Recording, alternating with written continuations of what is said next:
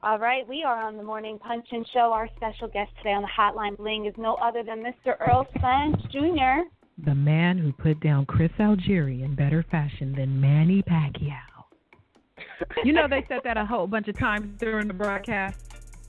Yeah, I watched it, yeah.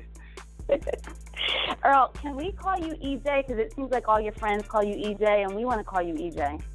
Yeah, sure, no problem. All right, we're homies. All right, cool. Right. Well, homies, since we homies and we family now, before we get into it, your man Deontay Wilder was on with us again. And he heard that you said that his fashion was the worst in boxing. But he's not tripping. He said as an olive branch, he is willing to send you a suit from his private collection. Gloves not included, though. Will you accept that from him? Is that cool? Yeah. Are you going to wear it, though? I don't know, depending on how it looks. All right, EJ, you showed your stuff in beating a fighter that nobody has ever beaten in that fashion before. 5th round stoppage, big win over Chris Algieri on NBC. There are some people that have been flip-flopping, though. Like, when that fight was announced, everybody thought it was a 50-50 fight. It was going to be a great fight. Then you annihilate the kid, and now people are like, oh, Chris Algieri was a chump. You didn't do nothing special. Why all the flip-flopping? I have no idea, but that's what they do, though. Like, I mean, dude, he could have went either way with Amir Khan. I mean, Manny Pacquiao knocked him down 6-7 times, couldn't stop him. I mean, the dude beat Ruslan. So, I mean, I don't know why all the flip-flopping. That's just what people do. Like, discredit me because they don't want me to get to the top. You know, they don't want to. No, they don't want to have to see me later on, so they try to discredit my win. You know what they doing? Put some respect on my name. You understand me? Yeah, they gotta put some. That's what you got. Yeah, they gonna put some respect on my name pretty soon. That's what you got to tell them. You need that on your phone. Let's talk about these different people who are not putting respect on your name. All right, who you got in mind? Kenny Porter. Let's start with Kenny Porter. You put on Twitter that he has been throwing salt on your name. He has said that you've got to earn your stripes, that they're looking toward the Danny Garcia fight, that they're not going to look back at a guy like you. I mean, I'm not worried about saying that. Just act like he don't know who I am, or you know, like I can't fight or something. Like he don't know.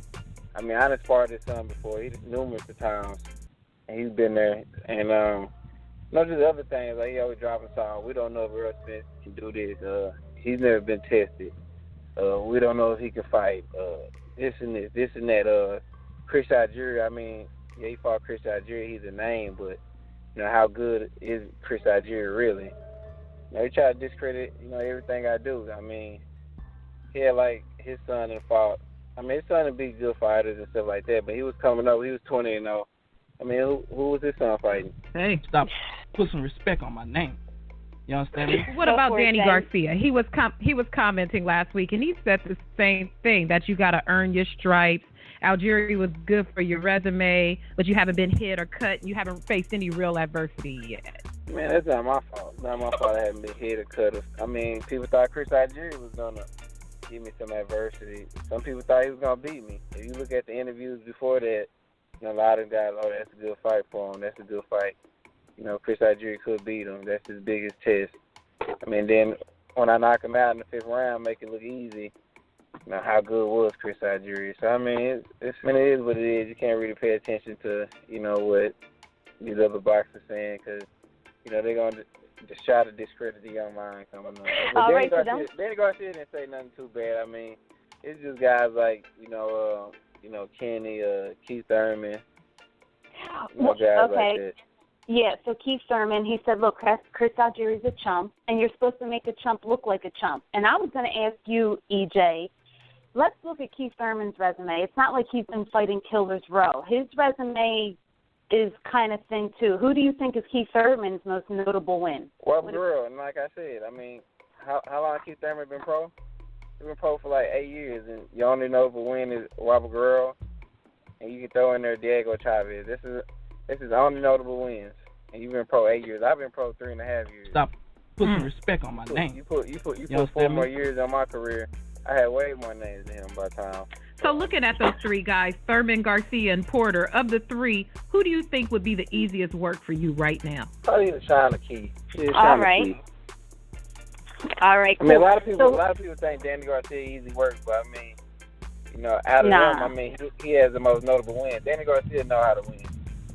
Like, a lot of people say he basic and this, but you know, he pulls out the victory every time. So anyway, all right, moving on to, you know, all the haters and all that. We'll move on from all that. So your next fight, you know, we heard that you're probably going to fight this summer, probably in July or August. Is that still the schedule? Yeah, looking like July and August, I guess, in a title eliminator.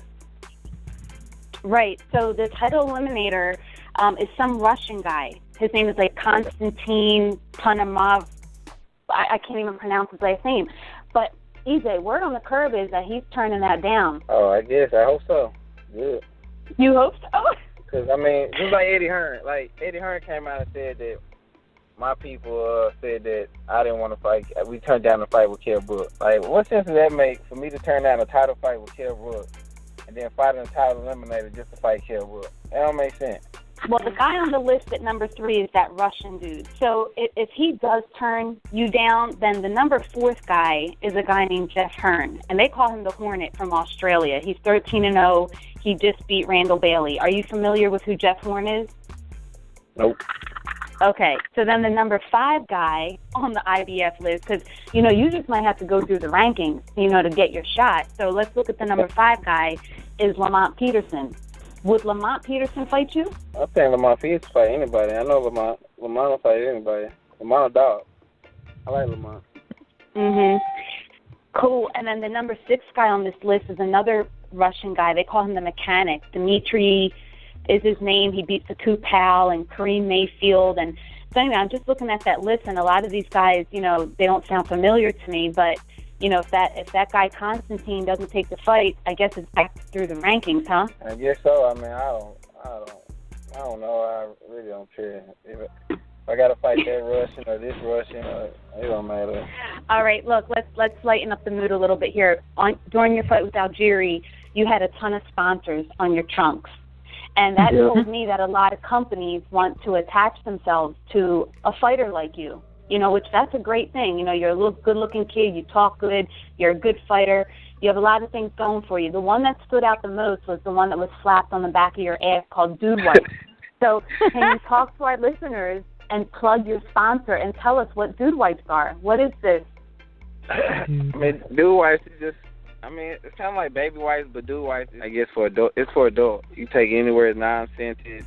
It's all natural.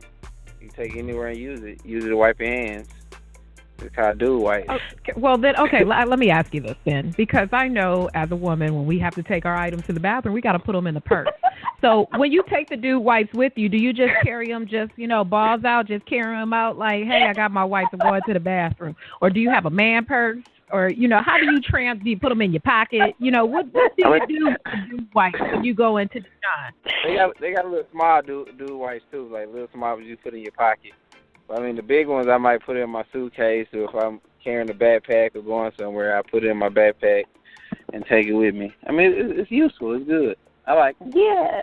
Well, look, we want to help you, okay? So we want you to let your sponsor know that if they want to send us some Dude Wipes, we have thousands of people that listen to our show every week. We want to give out Dude Wipes to callers. If you want to talk to your sponsor and be like, yo, you know, my girls RV and J, they got this radio show that they'll give out some Dude Wipes for you on the radio, we're with it. Just send us some Dude Wipes. Nah, this ain't something if I tell them. I tell them. All right, cool. I know some people who need some Dude Wipes, so get on that ASAP. Get on that right away, please, please. I could think of 2-3 people who probably listening to the show right now who need them right now. Yeah, I like the name. The name's cool. Well, before we wrap it up, I just got to hit you with some crazy random stuff. I know you into social media, but I'm not sure if you saw this yet. Did you know Virgil Hunter was Keisha Cole's daddy? I just seen that today. That's crazy. That's crazy. I was like, what? That is so random. That is so random. Did you see the Instagram picture? Oh yeah, I seen it, man. I ain't know Virgil out here like that, man. Right, that's what I said. He's like, oh, you know, SOG, father died, and I was like, wow. That's crazy. So, look, we know you're going to be in Las Vegas this week to support the Charlos. Next week, my bad, you're going to go support Jamel and Jamal. But we also know that you're friends with J-Rock. So where's your loyalty going to lie if J-Rock and Charlo fight? Who do you see winning that fight? I don't know who's going to win the fight, but they need to fight, though. Like, I mean, that's something I even told Jamal that, like, I mean, y'all need to fight. You know, you got two young guys, you know, in their prime. I mean, it's a win-win for both of them if they put on, you know, a great show and a great performance.